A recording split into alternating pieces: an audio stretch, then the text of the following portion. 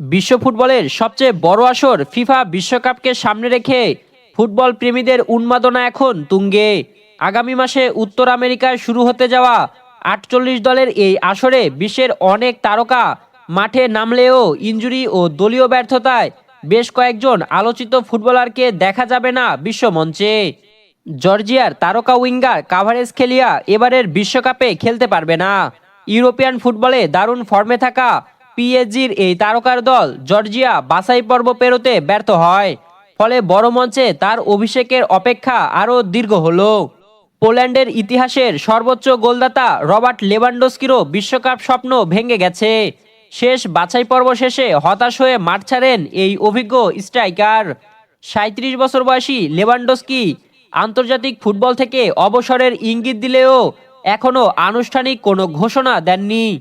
টানা তৃতীয়বারের মতো বিশ্বকাপে জায়গা করে নিতে ব্যর্থ হয়েছে ৪ বারের বিশ্ব চ্যাম্পিয়ন ইতালি। ফলে গোলরক্ষক জিয়ানলুইজি ডোনারুমা ও মিডফিল্ডার স্যান্দ্রো তোলানির মতো তারকারাও থাকছেন না এবারের আসরে।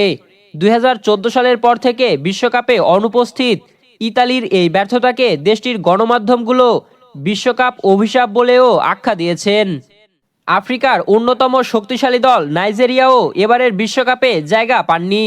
ডিআর কঙ্গোর বিপক্ষে প্লে অফে হারের কারণে ভিক্টর ওসিমেন ও আদেমোলা লুকম্যানদেরও দেখা যাবে না এবারের টুর্নামেন্টে।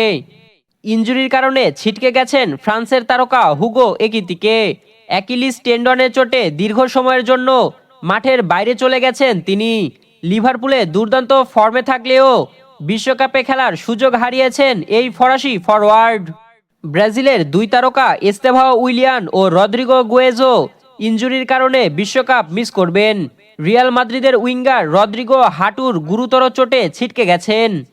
এছাড়া ইনজুরির কারণে নেদারল্যান্ডসের জাভি সিমন্স, স্পেনের ফার্মিন লোপেজ, জার্মানির সার্জ নাবরি, জাপানের তাকুমি মিনামিনো ও কাউরো মিতোমা এবং ব্রাজিলের এডার মিলিটাও বিশ্বকাপ খেলতে পারছেন না।